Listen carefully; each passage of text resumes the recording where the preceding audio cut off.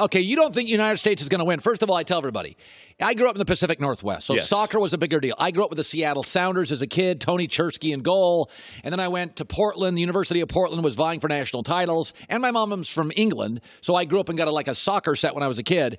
And then my stepson started playing soccer video games. So about 7-8 years ago, I got the bug. I'm into soccer. Women's World Cup is unbelievable, and we are dominant in this. But Alexi Lalas, you do not think they're going to win the World Cup. I don't. I don't think that they are going to win the World Cup. And to expound on what you just said, you have been wonderful in terms of soccer. You have it as part of your palate, unlike some of your colleagues out there. Yeah. And I love that about you. By the way, I love the hair over here. Oh, thank we you. were discussing it backstage. It looks wonderful. cheetah And congratulations to all of you on the ratings news. That's wonderful. Huge. I'm trying not to screw it up here in this segment here and have a huge dip. But why don't you like them? All right. So look, I think that the U.S. is taking the most depth in terms of the talent that they have. They are going to a World Cup where the most amount of teams can possibly win it in history. Yeah.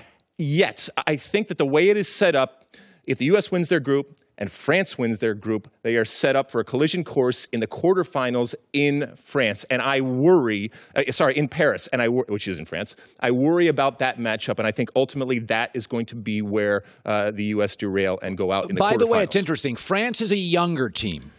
They're perennials in terms of choking. They're the opposite of their men's national team. Exactly. But now you wonder, does a host team, is that an albatross? Is that a pressure on them hosting it? Or is it something that motivates them and they get this groundswell of support and they ride that to the championship? By the way, when Brazil hosted the World Cup, didn't they get smoked?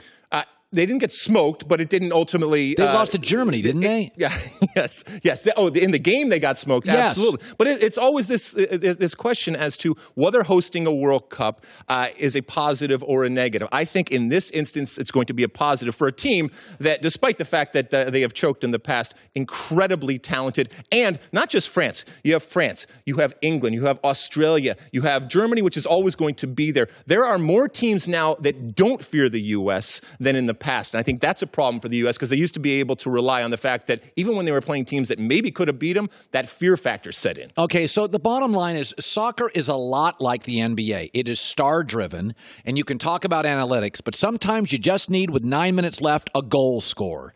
Who are we going to rely on if we're tied with France? We're tied with England. It is late. There's 8 minutes left. Who is our Kawhi Leonard? Who do we go to? All right, so from a starting perspective in terms of goal scoring, you have an incredible trio up top with Alex Morgan, Tobin Heath on the right-hand side, and Megan Rapinoe. All healthy, all playing some of the best soccer of their career right now. That only gets you so far. On the bench, you have someone like Carly Lloyd. Hey, hello, Carly Lloyd coming off the bench. She's not happy about it, but that's a wonderful substitute to have, as is Morgan Press. I think... right now, I think Tobin Heath, from an individual standpoint, is worth the price of admission. She does things with the ball that are magical. She is a star in that when the ball gets to her foot, you sit up in your seat a little bit. You hold your breath, which is, for me, is the definition of the star. That's what Christian Pulisic has for the Americans. Because the potential for something magical to happen, whether it's in the back of the net or whether it's her putting the ball through somebody's legs or just doing something beautiful, that's how good she is. So she is a game changer, along, as I said, with the other players that they have. We are not a great defensive team. The United States, if we've got a liability, an albatross, we are an attacking, aggressive team. By the way, you know, Italy tends to be defensive-minded. Sure. That is their culture. Sure. Our American women's culture is very aggressive and very offensive, attacking-minded. More than our men, I would say. I would say our American culture, period, is more aggressive. Offensive and aggressive and wants to see the final product, wants to see balls in the back of the net, wants to see baskets, wants to see results. If we were going to lose this World Cup, it's our back end. I think we can score lots of goals, That's and it might just think. be run and gun. We're going to let in goals, but we're going to score more than you. Right. But as you know, in all sports, defense wins championships, that type of mantra. And the U.S. in 2015, when they did win the World Cup, they went on a run of a lot of shutouts. So I worry from a defensive standpoint if this team is built to get that type of consistency defensively, not least of which is because there is no Hope Solo. Hope Solo is not in this World Cup. She, for my money, is the best American goalkeeper ever to play the game. She is not going to be in goal. Alyssa Nair, huge shoes to fill. Yeah. She comes in, and look, soccer isn't fair. Life isn't fair. Sports aren't fair. Every single time the ball goes in the back of the net, people are going to be thinking, maybe some people on set will be saying, when we're over there in Paris on our wonderful set broadcasting, what would Hope Solo have done in that moment? And she understands that. Well, she was a great big game goalie. She made the big save, and especially for a U.S. team which doesn't face a lot of shots, sometimes it's more difficult for a goalkeeper to save one or two shots on goal than when they're getting peppered throughout the entire game. Okay, so Alexi Lalas joining us. You've been in a World Cup, 1996 World Cup. No, 94 and 98. 94 and 98. Okay. Yes. So when you're in a World Cup and you're an American. Right. And you didn't face pressure. You know, you got to the World Cup, and at that stage in our growth, you know, you win a match, you try to get out of the group. Sure. This American team goes in with a lot of pressure.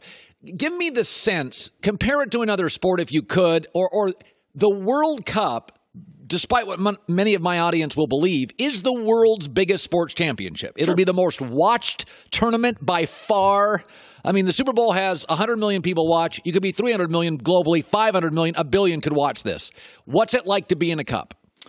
It is, look, for me, it was the only time I ever got to represent my country was when I put on that jersey. I put my hand over my heart, I sang that national anthem, and then I ran around with the red, white, and blue on. That's how I got to represent my country from a sporting perspective. And so with that comes pride. And look, I know there's people watching right now that don't like to watch soccer, or let alone don't like to watch women's soccer. I know that some people are tuning out. I hope I'm not screwing up your ratings here. No. The fact is, this summer, with this World Cup, the World Cup will grab you in one way or another. It might be you like a player, might be like a story of a player, might be like the jerseys, it might be like the way this player looks or what this player does. It might be you don't like what this player says or does or something like that, but it will grab and you'll have that moment, not the least of which is it is bringing people into the tent. And we know from a USA perspective, when you get to put on the red, white, and blue, you get to sing that song, you get to cheer your team, not just a team, but a team that, let's be honest, first off, is at a World Cup, which last summer we couldn't say. And second off, is the defending champions and has the opportunity to go and win 2 in a row here. Listen, that's something that people want to be a part of. I always said this with the Olympics.